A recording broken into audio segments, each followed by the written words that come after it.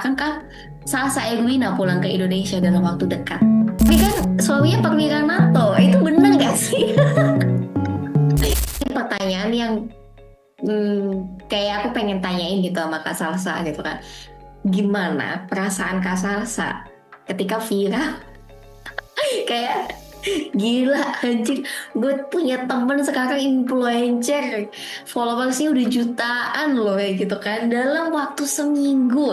Gila waktu pastilah Kak, segi mental tuh pasti ada banyak perubahan kan dari, Iya, dan pasti gak cuma Kak Salsa, sebenarnya aku tuh juga kena mental gitu loh karena oh gila, teman-teman aku tiba-tiba mendadak viral begini gitu kan. Si Buddha yang sebelum viral oh, udah sibuk banget gitu kan.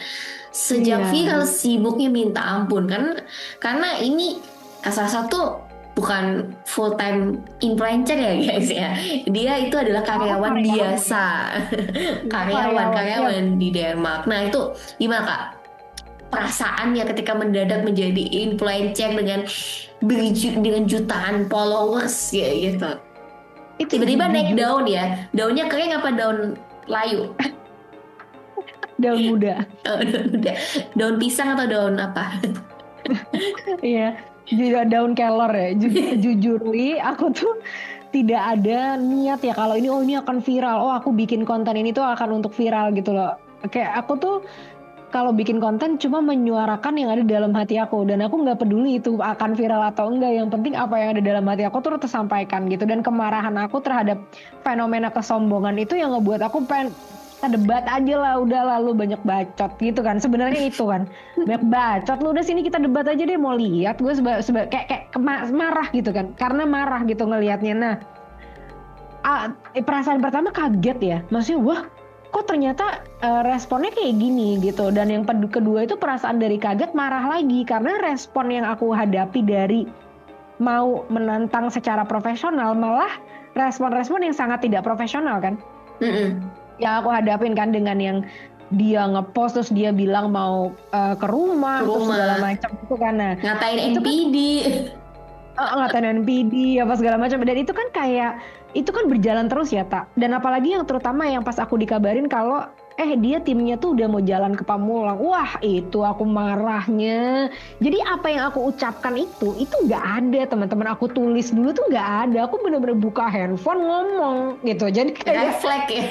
refleks karena aku di situ cuma mikirnya gini, aku harus segera keluar video itu sebelum dia nyampe ke rumahku gitu. Karena kalau sampai dia nyampe ke rumahku kan kasihan. Maksudnya keluargaku itu kan nggak tahu apa-apa dan mereka tuh sangat vulnerable gitu loh. Mereka bukan aku gitu ya. Kalau saat itu yang datang ke rumah itu adalah aku yang didatangin, cegilnya pasti akan keluar Dia tuh. keluar iya Karena aku pasti. bukan tipe orang yang kalau aku digencet, wah Bisa murka membabi buta ya guys ya, kayak kayak lahar tuh keluar gitu kan. kalah Panas. babi hutan, kalah babi hutan, bener-bener kalah Babi babi hutan hutan. kan. Aku kalau ya, dan ini nggak aneh kalau teman-teman adalah dari circle satu aku yang udah tahu aku dari lama. Ini nggak aneh karena kalau orang-orang yang di circle satu aku itu udah tahu aku memang orangnya tuh suka ngamuk kalau Iya. ada ketidakadilan gitu. Iya, Jadi iya. kayak mungkin kayak kalau dilihat kayaknya aku tuh orangnya soft spoken, suka bercanda gitu kan, kayak jarang marah gitu kan, kayak emang kamu pernah aku Aku marahin tak? Sekali aja kamu pernah aku marahin tak? oh iya, tapi aku yang kayak udah ya Kak, pecat aku aja. Malah dia yang mau pecat aku aja, ke aku malah kayak apaan sih pecat aku, pecat Ih aku. guys, aku tuh pernah ya. Ini cerita aku pernah typo guys, cuman typo. Aku tuh kayak merasa bersalah banget dan Kak, pecat aku aja Kak. Kayaknya aku tidak semampu itu, aku tidak se-capable itu. Aku rela kalau aku mau dipecat, aku siap menerima konsekuensi. Itu sebenarnya tuh dia telepon, dia ketawa-ketawa. Padahal aku tuh sedih sebenarnya. Aku kayak drama, lu artis lu, ngapain lu sosok mau berdrama-drama ria kayak gini gitu kan. Tapi jujur itu bukan berdrama sih Kak, itu dengan jujur loh. Aku mundur aja deh, kayaknya aku kayak nggak capable, aku bisa typo, goblok banget bisa typo ya gitu sebenarnya. Nah itu juga karena kan aku juga pernah menyembuhkan trauma ya, jadi aku tahu respon kamu itu juga sebenarnya respon orang yang pernah ada luka gitu kan, sampai kamu merasa bersalah yang segitunya gitu kan. Nah, ya jadi tadi ya kayak gitu. Jadi kalau orang-orang yang di ring satu aku tuh tahu aku tuh orangnya bukan yang emosional gitu teman-teman. Tapi sekali ada ngelihat ketidakadilan, aku tukang ngamuk. Jadi Iya, berantem itu tuh aku kayak kalau aku nggak suka kalau kita ketemu fisik ya, aku frontal banget orangnya. Jadi kalau ngelihat kayak misalkan ya ada orang dijahatin sama orang di jalan gitu, atau aku kalau di Indonesia yang paling aku benci tuh di catcall. Jadi lagi hmm. jalan di piwit-piwit gitu. Nah itu aku di catcall tuh nggak diem teman-teman. Kalau ada yang nge-catcall aku piwit itu aku balik langsung ngomong apa kamu? Hah? Siapa yang barusan? Nah kayak gitu ya. Jadi emang namanya juga cegil gitu Iya. karena jadi kalau yang teman-teman aku terdekat dan udah tahu aku, mereka nggak kaget emang itu personality aku emang begitu gitu. Nah cuma begitu muncul ke sosmed kok cegil banget karena kan ini yang dilawan adalah orang yang sangat kaya dan sangat powerful Sangat kan. powerful di Indonesia kan. Ya sangat powerful di Indonesia. Tapi aku tuh sebenarnya juga pede kalau yang aku minta kan kita adu otak. Kalau Betul. adu kekayaan, aku udah pasti kalah sama dia karena kan aku cari duit halal. Iya. Orang cari duit halal mana mungkin sih bisa sukses kayak gitu dalam waktu yang singkat. Ya, itu susah untuk cari Itu nggak orang cari mungkin waktu sih, halal. itu kayak nggak mungkin ya. Kayak Itu sampai nggak sekarang mungkin. pun kayaknya kita masih suka gimana sih cari babi ngepet gitu. Biar Nah, cepet. kan sampai sekarang kan Uta kamu masih ini kan masih bakar lilin setiap malam Iya, Jumat. Hmm. iya, Kan aku babinya. iya. Aku yang berubah jadi babinya. Aku yang jadi Lilin lilin lilin. buat kamu. Iya, iya, iya. Iya. Iya bener, jadi kayak apa ya, jadi aku, ya itu sebenarnya kayak gimana ya, kayak suara kejujuran aja gitu. Jadi semua yang aku rekam itu refleks teman-teman. Refleks aja, jadi aku ngomong gitu, ngomong aja. Kayak itu kelihatan sih kan orang bisa yang ngebaca emosi, mana yang baca Emosi skrip, kan. mana yang Mm-mm. emang dia emosi dan tulus itu kan terlihat gitu kan. Mm-mm. Mm-mm. Ini banyak banget loh Kak orang-orang yang khawatir sama Kak Salsa. Sampai ada yang Mm-mm. nge-DM aku, Kak Salsa pulang ya ke Indo. Kak Salsa pulang ya ke Indo. Ini gimana ya Kak?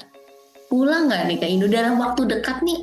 Beneran Ya, pulang nggak atau mendatangi beberapa kan biasa lah influencer jutaan followers itu kan banyak undangan-undangan gitu tuh sayangnya pulang ke Indonesia akankah Salsa Egwina pulang ke Indonesia dalam waktu dekat?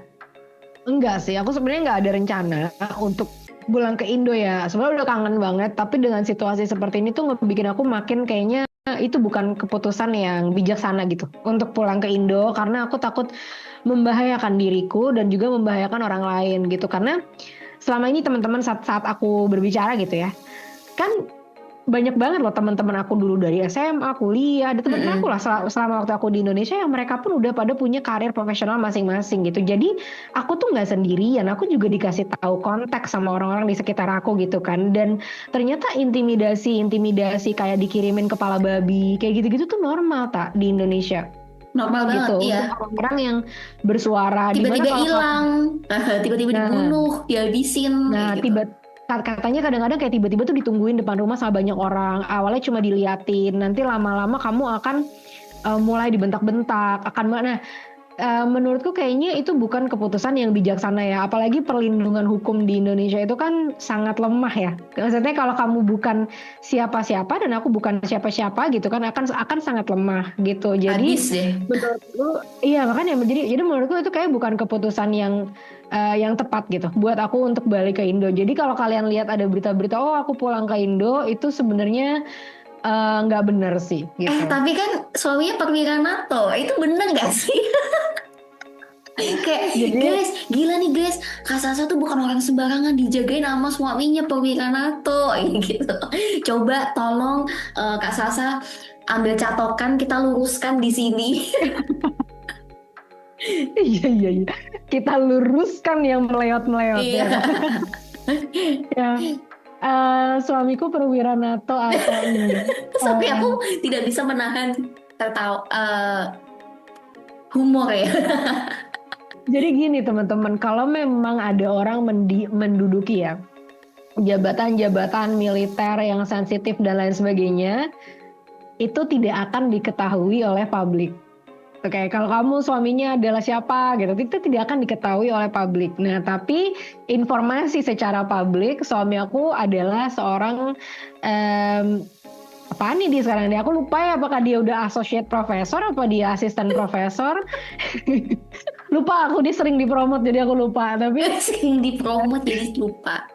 Tapi dia itu bukan adalah, perwira NATO ya kak?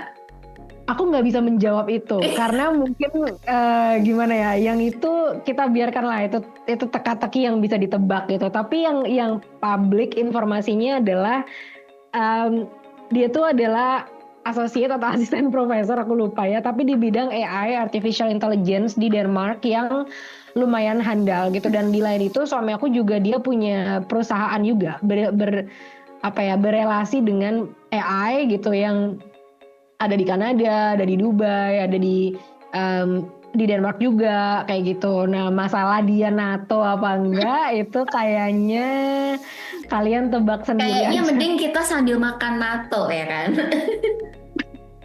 Nachos enggak? Iya. Kak, ini gila kita ngobrol udah lama ya. Nah, penasaran banget deh. Apa sih misi Salsa Erwina ini asik? Apa misi Salsa Erwina ini? Goalsnya apa gitu kan? Kalau misalkan mau mengubah Indonesia, kok kayaknya kita nih ya, aku lah ibaratnya ya, kok kayak sistemnya udah rusak dari dulu gitu kan. Apakah bisa emang benar-benar berubah?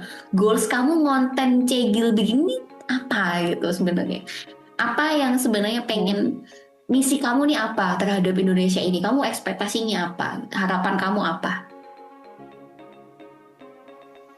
Sebenarnya aku cuma mau menyuarakan kejujuran aja sih. Dan hasil-hasil dari pembelajaran aku, hasil-hasil dari perjalanan hidup tentang value-value yang sebenarnya membawa manusia itu pada benar-benar kehidupan yang aman, tentram, dan damai, dan bahagia gitu ya. Itu menjadi dirinya mereka sendiri, mengetahui hidup seperti apa yang mereka mau, itu kan udah, terus membangun hidup yang mereka mau itu. Sebenarnya cuma ke arah sana, karena gini, saat kita memperbaiki generasi ya, itu sistem itu kan dimunculkan oleh masyarakat kan, Iya, sekelompokan orang. Masyarakat itu lahir dari keluarga, iya. gitu kan. Jadi sebenarnya kalau kita mau memperbaiki generasi, yang kita Perbaiki dulu. perbaiki adalah keluarga, Rumah, gitu. rumah dulu yang Rumah, kita ya, perbaiki. moral yang diajarkan Dan di saat dan anak ini itu gini tumbuh. Kak Sa. Sebenarnya kita ini udah mengalami trauma dari generasi-generasi sebelum-sebelumnya kan. Makanya kita harus memutus rantai itu kan supaya tidak terjadi di generasi kita karena itu akan mengimpact di kehidupan bangsa ini gitu kan.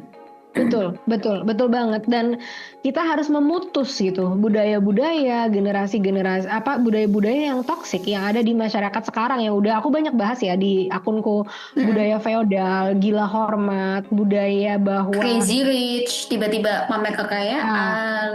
crazy rich itu adalah budaya yang sangat sakit menurutku. Karena bagaimana orang bisa sekaya itu di negara semiskin itu dan bisa pamer tanpa Pamer. punya hati dan flashing kekayaannya di mana di tengah-tengah masyarakat yang makan aja masih sulit gitu. Itu menurut aku budaya gila yang sangat mati empati dan sudah lama kita jadikan kayak acuan gitu ya. Kayak kalau kita lihat ya, kayak apa, mengunjungi rumah-rumah sultan ini, sultan itu gitu. Itu menurut aku sakit gitu.